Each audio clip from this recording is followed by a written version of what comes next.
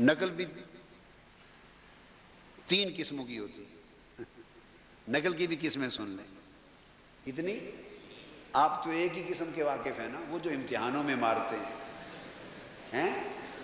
نقل کی 3 قسمیں. ایک نقل ہے برائے تضحیک، نقل برائے آپ کسی کا مذاق اڑا رہے ہیں، اس کی شخصیت کا مذاق اڑا رہے ہیں. تضحیک، اس سے انسان کی تذلیل ہوتی ہے، اس کا گناہ ہے. اس کی مثال ایسے ہی ہے جیسے آپ کسی کا الٹا نام رکھ دیتے ہیں تضحیک اور تذلیل کے لیے، تضحیک اور تذلیل کے لیے. یہ گناہ کا عمل ہے. ہم نے سمجھا کہ شغل کر دیا، یہ شغل نہیں ہوتا، گناہ ہے. ایک ہوتی ہے نقل جو آپ اس کی تضحیک اور تذلیل کے لیے نہیں کر رہے، اس میں کوئی حکمت آپ کے پیش نظر ہوگی، مگر ایک بات کلیئر ہے کہ آپ اس کی تضحیک کے لیے نہیں کر رہے، اس کی تضحیک کے لیے نہیں کر رہے. یہ تو آپ کی نیت ہے اور آپ کا اللہ جانتا ہے. آپ اس کو تذلیل نہیں کر رہے، اس کی تضحیک نہیں کر رہے، کیونکہ اب یہ آپ سے پوچھا جائے گا تو آپ بتا سکیں گے. اس کے پیش نظر کوئی حکمت ہوگی.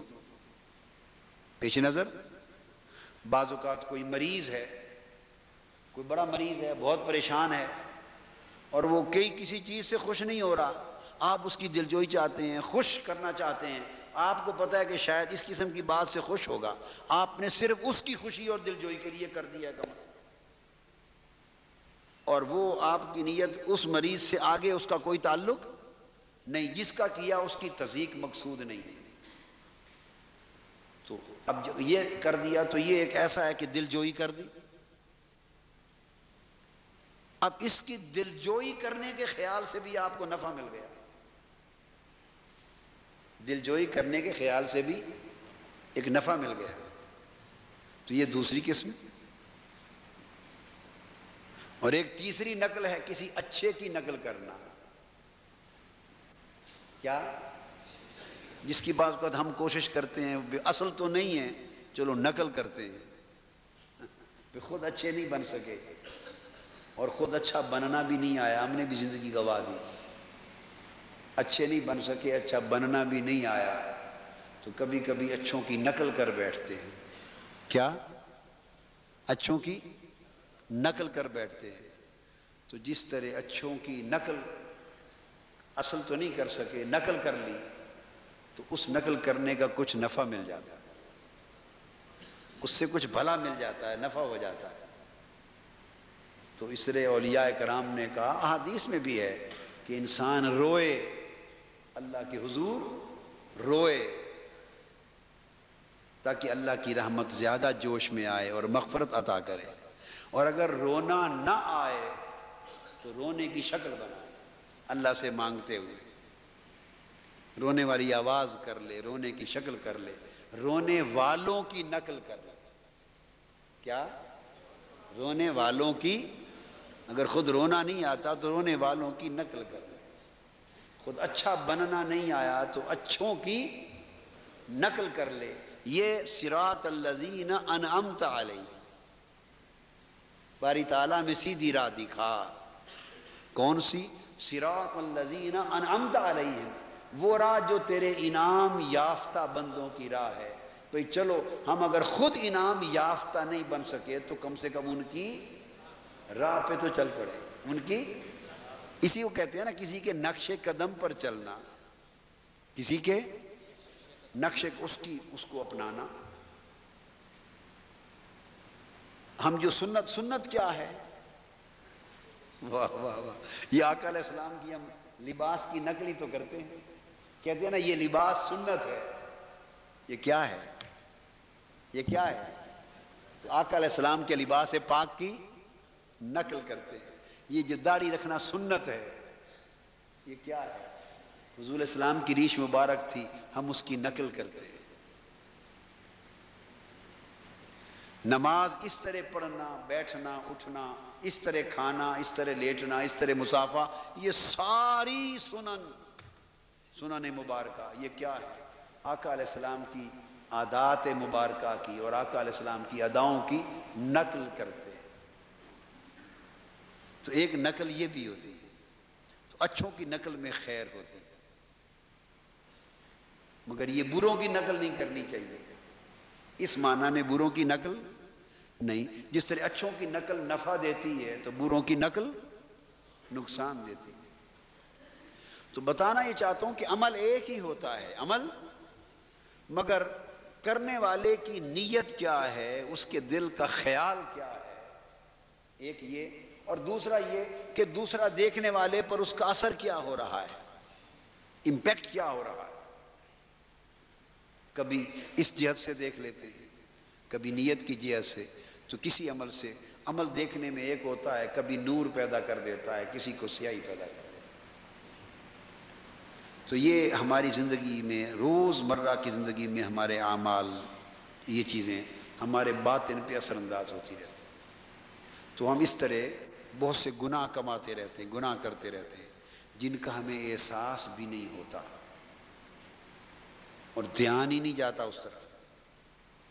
چونکہ دھیان نہیں جاتا لہٰذا ہم اسپیسیفک ہو کے توبہ اور استغفار نہیں کرتے، معافی بھی نہیں مانگتے. دھیان نہیں جاتا کہ ہم نے کچھ برا کیا ہے. مگر ایک بات جو میں نے نقطہ سمجھا ہے وہ ذہن میں رکھ لیں کہ جو چیز اثر انداز ہونے والی ہوتی ہے وہ باطن میں رہتی ہے، وہ چھپی رہتی ہے، وہ دکھائی نہیں دیتی، وہ دکھائی نہیں دیتی. بدی، جیسے میں نے گناہوں کا ذکر کیا، اسی طرح جو نیک اثرات ہیں ان کا بھی یہ عالم ہوتا ہے. یہ نظام اس خارجی دنیا میں بھی ہے. آپ دیکھیے درخت ہے، درخت پہ پھل لگتے ہیں، پھول لگتے ہیں، سبز پتے لگتے ہیں، ہرا بھرا درخت ہے. اچھا، اس درخت کا تنا، شاخیں، یہ سب کچھ ہوا میں نظر آ رہی ہے، مگر اس تنے کو، شاخوں کو، اس کے پھلوں کو، پتوں کو جو زندگی مل رہی ہے، بولیے وہ کہاں سے مل رہی ہے؟ اونچا بولے. جڑ سے مل رہی ہے. اور جڑ نظر آتی ہے؟ نہیں. جڑ زمین کے اندر ہوتی ہے، زمین کے اندر چھپی ہوئی ہوتی ہے جڑ. پھر پانی کی نمی اس درخت کو توانا کرتی ہے. وہ جو نمی توانا کر رہی ہے اور چڑھ رہی ہے وہ نظر آتی ہے. درخت تو خشک ہوتا ہے، درخت تو نمی اندر سے جا رہی ہے، کیا نظر نہیں آ رہی؟ ظاہر سے، باطن سے جا رہی ہے. تو ظاہر بھی جو سنورتا ہے وہ باطن کے ذریعے سنورتا ہے. اور جو اثرات اور پھل اس کی برکت ہے. درخت کے جو پھل لگتے ہیں یہ اس درخت کی برکات ہوتی، برکتیں ہوتی ہیں. ہم جو کہتے ہیں نا بھئی، کبھی کہتے ہیں رزق میں برکت. آج رزق میں، پہلے زمانے میں تھوڑے پیسے ہوتے تھے لوگوں کے پاس، آپ کہتے ہیں نا پیسے تھوڑے ہوتے تھے، مگر ایک جملہ ہے ہر گھر میں بولا جاتا ہے، بولیے. پہلے تنخواہ، پیسے تھوڑے ہوتے تھے مگر برکت زیادہ ہوتی تھی. آج پیسے زیادہ ہیں مگر برکت کم. پہلے زمانے میں کبھی سنا تھا کسی کی تنخواہ ہزاروں میں ہو؟ بولیے. بھئی بڑے بڑے افسروں کی تنخواہ، ایک زمانہ تھا جس میں 30 40 روپے بھی ہوتی تھی، 20 روپے بھی ہوتی تھی. اب اس کو ڈیویلویشن بھی کیا ہے، بس ایک وقت آیا کہ روپیہ وہی تھا مگر اس کی قدر کم ہو گئی، اس کی قیمت کم ہو گئی. یہ ڈیویلویشن ہو گیا نا جدید کرنسی کی اصطلاح میں. تو اسی طرح آج وہ زمانہ آ گیا کہ نیکی کی قیمت کم ہو گئی، قدر کم ہو گئی. جب نیکی کی قیمت اور قدر کم ہو گئی، برکت اٹھ گئی. پہلے تھوڑی تنخواہ سے سارے گھر کا گزر اوقات ہو جاتا تھا، اب ہزار روپے کی تنخواہ ہوتی، ہزاروں میں. غریب سے غریب بھی سینکڑوں میں نہیں لاتا، ہزاروں میں لاتا.